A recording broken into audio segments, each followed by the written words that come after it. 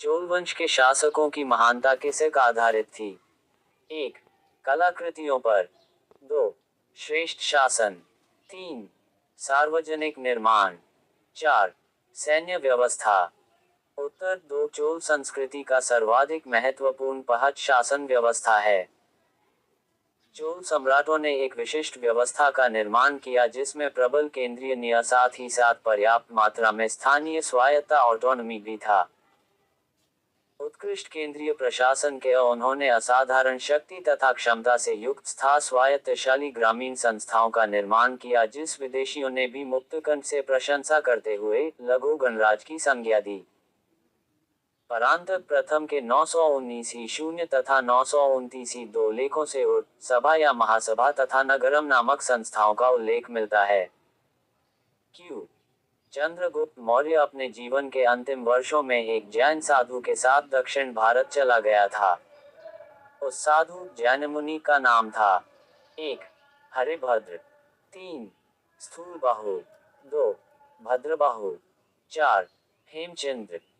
उत्तर 2. जैन परंपरानुसार अपने जीवन के अंतिम दिनों में चंद्रगुप्त मौर्य जैन हो गया और भद्रबाहु की शिष्यता ग्रहण की। उसके शासन काल के अंत में मगध में 12 वर्षों का भीषण अकाल पड़ा। पहले तो उसने स्थिति से निपटने की कोशिश की किंतु असफल रहा। परिणामस्वरूप अपने पुत्र के पक्ष में सिंहासन त्याग कर वह भद्रबाहु के साथ श्रवणबेलगोला माइसोर में तपस्या करने चला गया जहां 298 ईशून्य पू के लगभग उसने जैन विधि संलेखना उपवास पद्धति के द्वारा जीवन का उत्सव किया। निम्नलिखित में से किस दक्षिण मुस्लिम राज्य के अमीरों ने प्रथम बार मराठों को छापामार युद्ध पद्धति के लिए प्रशिक्षित किया? 1. अहमदनगर के मालिक अंबर।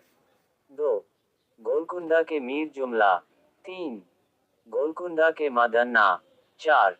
बीजापुर के अफजल खां। उत्तर 1. मुगलों के दक्षिण विजय में सबसे बड़ी बाधा अहमदनगर का योग्य वजीर मलिक अंबर था जो मूलतः एक अबिसिनियाई दास था परंतु अपनी योग्यता से वजीर बना।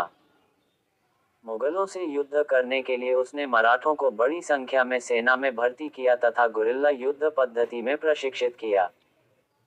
यही छापामार युद्ध पद्धति कालांतर में शिवाजी के नेतृत्व में सफलता का पर्याय बनी। चोल वंश के शासकों की महानता किस पर आधारित थी? 1. कलाकृतियों पर। 2.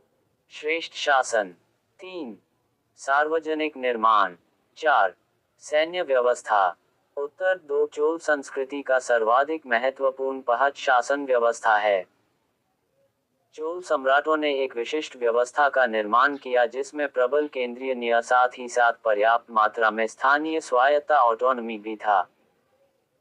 उत्कृष्ट केंद्रीय प्रशासन के उन्होंने असाधारण शक्ति तथा क्षमता से युक्त तथा स्वायत्तशाली ग्रामीण संस्थाओं का निर्माण किया जिस विदेशियों ने भी मुक्तकंठ से प्रशंसा करते हुए लघु गणराज्य की संज्ञा दी। परांतक प्रथम के 919 ईशून्य तथा 929 दो लेखों से सभा या महासभा तथा नगरम नामक संस्थाओं का उल्लेख मिलता है। चंद्रगुप्त मौर्य अपने जीवन के अंतिम वर्षों में एक जैन साधु के साथ दक्षिण भारत चला गया था। उस साधु जैन मुनि का नाम था 1. हरिभद्र। 3. स्थूलबाहु। 2. भद्रबाहु। 4. हेमचंद्र। उत्तर 2. जैन परंपरानुसार अपने जीवन के अंतिम दिनों में चंद्रगुप्त मौर्य जैन हो गया और भद्रबाहु की शिष्यता ग्रहण की। उसके शासन काल के अंत में मगध में 12 वर्षों का भीषण अकाल पड़ा। पहले तो उसने स्थिति से निपटने की कोशिश की किंतु असफल रहा। परिणामस्वरूप अपने पुत्र के पक्ष में सिंहासन त्याग कर वह भद्रबाहु के साथ श्रवणबेलगोला माइसोर में तपस्या